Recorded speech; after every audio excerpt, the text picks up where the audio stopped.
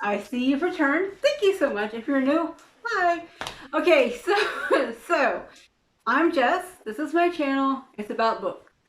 Introduction's over.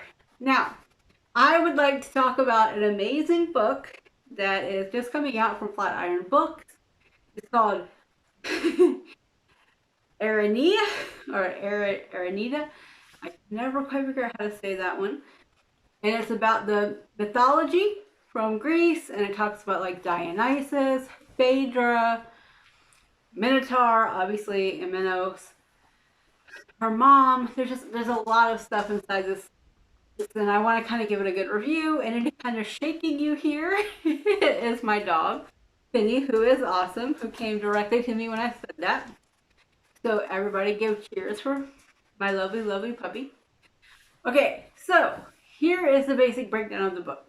It's a story of Ariadne, Ariadne, and it's very interesting because it starts from her life when Theseus basically appears on Crete, but doesn't necessarily start there, but that's like the major part of the story. So there's a lot of background on like why Neptune had to be, or Poseidon had to be a dick to her mom and create the lust for the bull and creating the Minotaur. And there's a very short part about the Minotaur, so I'm trying not to give too much of the book away, but I want to talk about that because there's this very clear line within that talks about how women are meant to be passive, even if they're the children of gods, because her mom is the daughter of Helios, and it doesn't save her, right? Because it doesn't matter in that world. And I think that's very relevant. And I don't know if I'd call it a feminist retelling because feminism itself has kind of a loaded statement, and I think it's more than that. I think it's a retelling about what happens when you stop being passive. Such a huge thing for me because I I don't like mythology in some ways because of the passivity, the passiveness of the Greek women. Because I think there's a tendency to kind of make it to where it's only the boys' story, right? Like there's been a lot of retellings lately. Of course, everyone knows about like Madeline Miller's Circe and her the Song of Achilles, which is still about two guys, but there's a little bit. It's more of a male love story, and so taking those worlds back, I think, is really important because let's face it, most of the men in mythology suck. Like Odysseus, not a fan. I read the Odyssey in college and I wrote a paper on the androgyny of Athena for a research. Like, that was the most important part. But I will say to that, Penelope has this really good discussion on Ancient Greece Declassified, which is a podcast. I'll put the link below. Because they talk about being a weaver and how her weaving kind of discusses what's going on, right? And so I want to mention that because in Jennifer Saint's debut novel, Ari, I'm just gonna call her Ari for this. Sorry, guys, I'm just not gonna spoil the name of her 15 times. But Ari is very passive in the not passive because she actively does things, but it's almost like a passive way. But then at some point, she has to start making difficult decisions, and it's terrifying because I mean, being 18 and you can't go home to your family. They're basically all dead to you. You don't know what's going on with the family that helped you. You have no idea. Like, everyone thinks you're dead. There's like no communication. And yet there are people keeping secrets from you that are supposed to love and care about you. And I think that's saying a lot. And I also appreciated the way that Saint interwove. It wasn't just Aries, it's also her sister Phaedra's story as well. And Phaedra, of course, is Theseus's doomed bride, because apparently that's all he gives give people. But, it just got this really interesting take, and I didn't actually know these mythologies before I read the book, and then I started reading around. And I was like, oh my god, I see why she did that. And to me, that says a lot. You know, I've said before, I love historical fiction. Like, I guess this is considered historical fiction, and I love this element because it gives women their power back, and you can see how it's doomed from the start. You know things are going to end badly because it's Greek mythology and women, but the women had the chance to tell their tales. And I gave it 10 out of 10.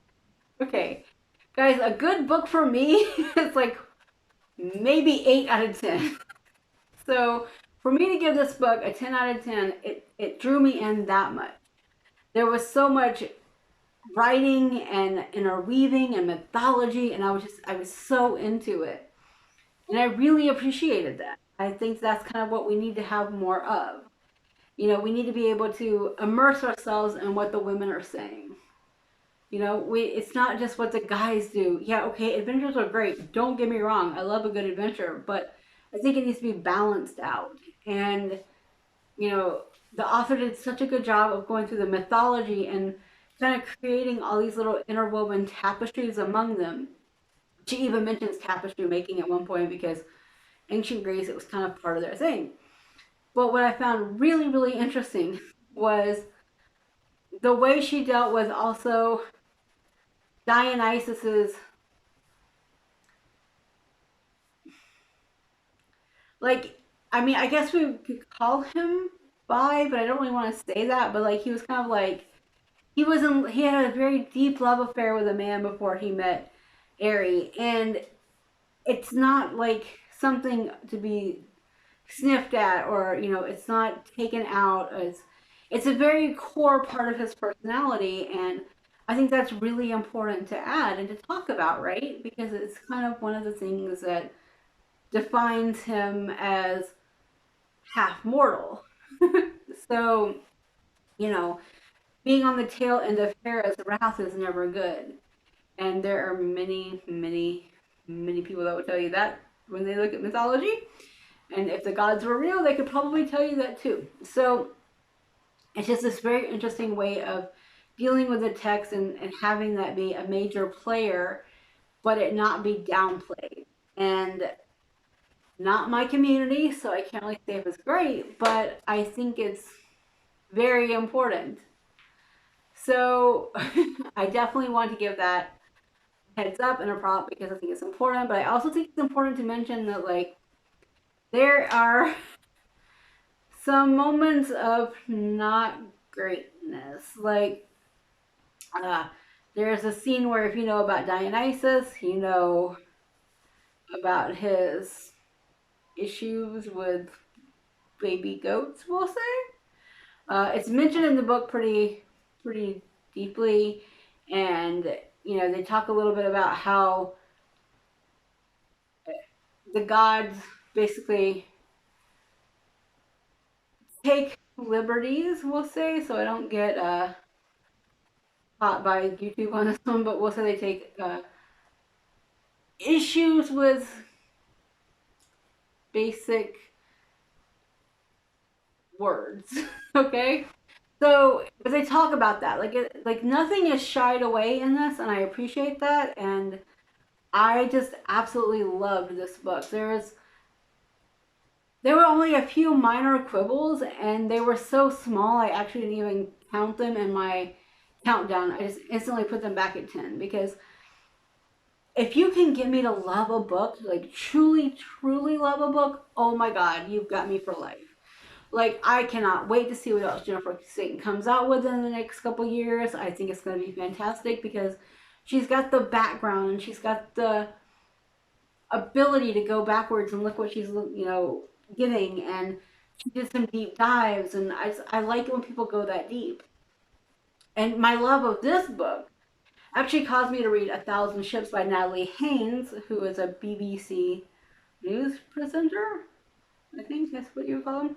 And so, but I was reading that and I was like, okay. And I listened to the audiobook because I listened to the script. So, Aries' book was a arc from Flatiron Books, which I thank them so much for that ability because it was such a good book. And then I also read A Thousand Ships, and I want to say That one was a rec. It was from Instagram. I think it was Jen Loves Books. I can't remember if it was her or Riley. But anyway, so I will try to dig that up and put the links down below. But I love it when you go into it. And A Thousand Ships is retelling and reframing the Trojan War from the women who, even though it was started because of a man, taking a wife that wasn't necessarily his, there's a lot of passivity. You know what? There's a lot of passiveness in that book, and I appreciate the fact that it was more honest and real, and you like the narrator for the book was Haynes herself, and she put these emphasis on words and all these connections and all these different characters, and you know after reading it right after, like maybe a week or so after reading, Aranita, Aranita, it's a huge difference, right? So it really helped shape my love, and it kind of brought me back to that genre. And A Thousand Ships was phenomenal. Like it was almost a perfect 10 for me.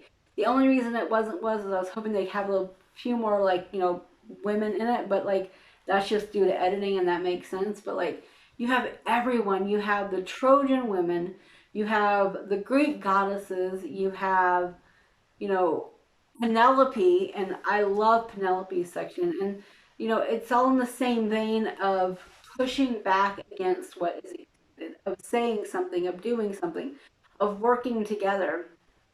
And, it's got like Cassandra is keening, and I love a good Cassandra book. Let me see if I can find it on my shelf. I don't know where it's at.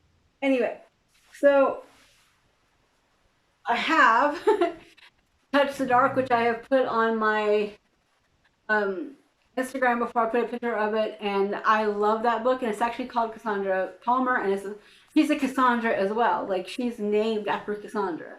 So there is a deep history to that name and to what happens. And you know, actually in the Trojan, well, in A Thousand Ships, they actually mention Aranita. They actually mention her, and so they mention Ari. And it's a very like quick line, but it shows just how deep these myths go and how they kind of connect together. I've always said that I read books like I'm the fates in some ways. Like, I ping that string and I decide when to snip it and wrap it together and put it together. Yeah. So that's what I do. And that's kind of always been how I did my um, undergraduate degree. I got it in English, but it was not like literature or anything. It was actually an interdisciplinarian, which allowed me to kind of work within my history uh, undergrad, like, minor, and also kind of take some sociology classes, some art history classes, stuff like that. And so I love that kind of stuff. And I love to see when stories weave together and connect. And the way that Haynes did it was amazing too. So, you know, Jennifer Saint inspired me basically to give A Thousand Ships a chance when it was recommended online because I believed in the genre. Like she made me do that because I haven't read that kind of historical fiction in quite a while, but it worked for me and it did so much, and in return I adored Haynes' work. Like I was so into both of them because they gave, it's not agency, but they gave a kind of voice to them that had been stripped away because it was all about men and man pain. Because God knows if you read Greek mythology, you're gonna have a lot of man pain. And I think that's maybe why. So I haven't read Circe yet. It was actually touted. Ari's book was touted as being similar to Circe. So I don't know. I haven't read that one yet. But I did read Madeline Miller's Galatea, and I'm not a fan. I thought it was way too. way too quick for such a complicated story that had been woven together. And again, it's a woman's perspective from something that's always been focused on the man's. So Galatea was married to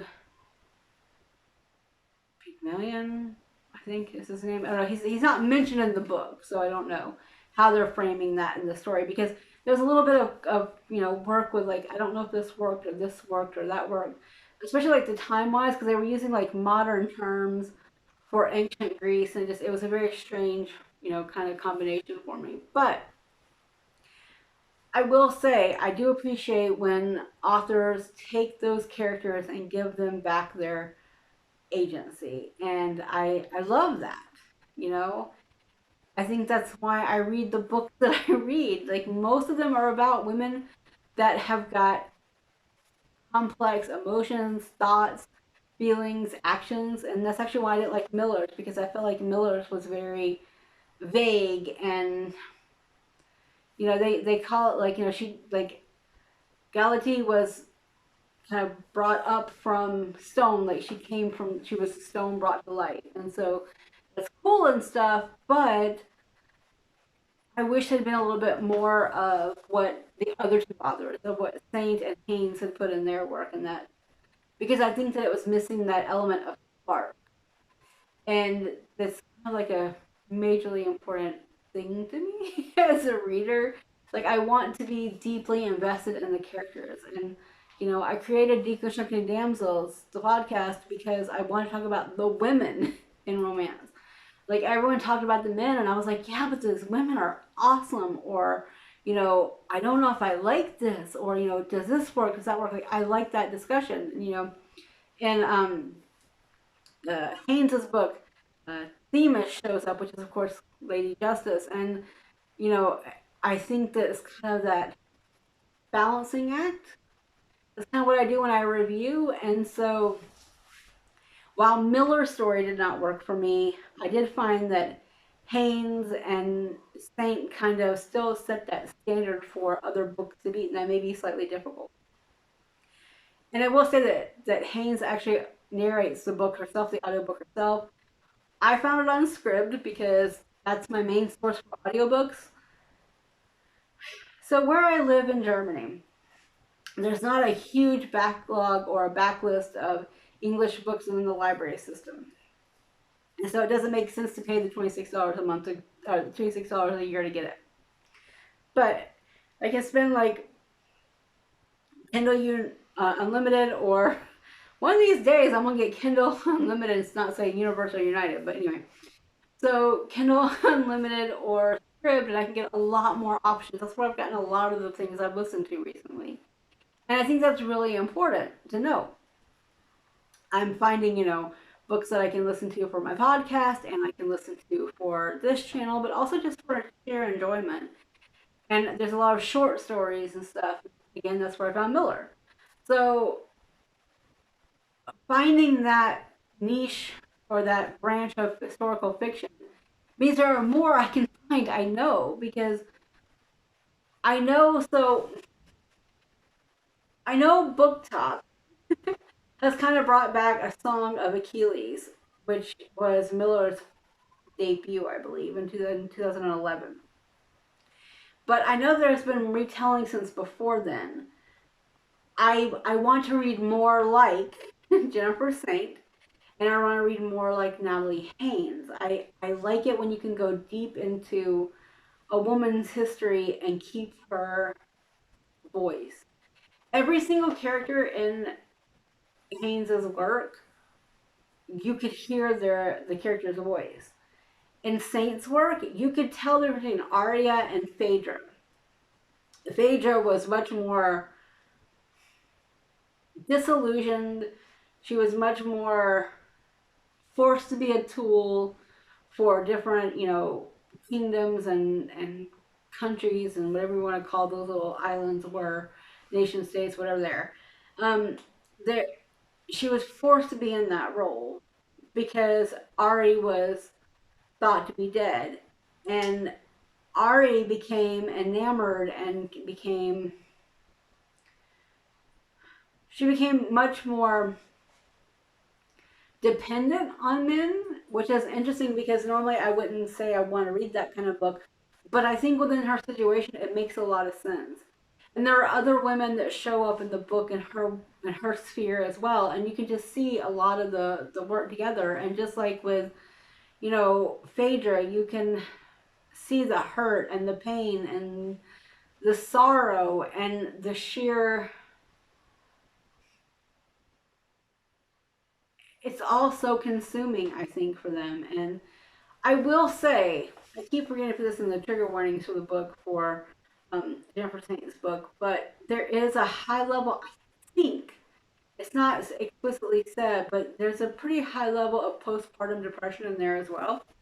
And I think that's kind of important to note because as someone that has fertility issues, it's important for me to give those kind of warnings in books because there are a lot of us that experience it and we don't always talk about it. So I wanted to put that out there. I know YouTube, don't be too personal, but I'm putting that out there because I know I'm not the only one. I see it and talk to a lot of people online who have that struggle. And so I want to make sure that's acknowledged because mental health and mental well being are important. So I will say that. Obviously, if you read A Thousand Ships, there's a lot of child murder. That's a child murder, actually. I think there's like five or six off the top of my head I can think of. There's, mother's pain. Again, mother's kind of like disassociating a little bit. There are, of course, other people because if you know the ending of Cassandra and Electra and that whole Agamemnon, whose name I just butchered. But if you know any of that, you'll know exactly what I'm talking about. So just go in there full warning they're if you can't. It's not even. I don't like the word stand or you can't take it because that's not it. If it's a bad content for you, I want you to have that warning. Like, and if that is, just ignore the Miller book, the Miller short story entirely. Just walk on by. But the Saint book is not nearly as graphic or as deep into it. I think the closest you get is her name is Therapy. I think is how you say her name. Anyway, Ari's mom and the bull. I think that's really the biggest elements of non non okaying of certain situations. I will say that it's a pretty. It's not graphic because it's not nearly as graphic, but it's still pretty obvious. I definitely give it that. So I would also say there's again the scene with the kid, and no, I guess if you put it near the end, thinking about it, I would definitely say maybe avoid if child murder is not your thing, because again, Greek mythology is what it is. I want to give fair warnings for that because it's completely well done. It didn't trigger me, but my triggers, my content warnings are not yours. So I like to be a little bit more aware and obvious of that. So basically, this is kind of a weird little video where I talk about three of the same subjects, but three different books in three different ways.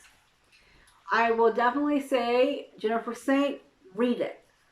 God, read it. It was so good. I had a slump in March, so I took a little bit of a break.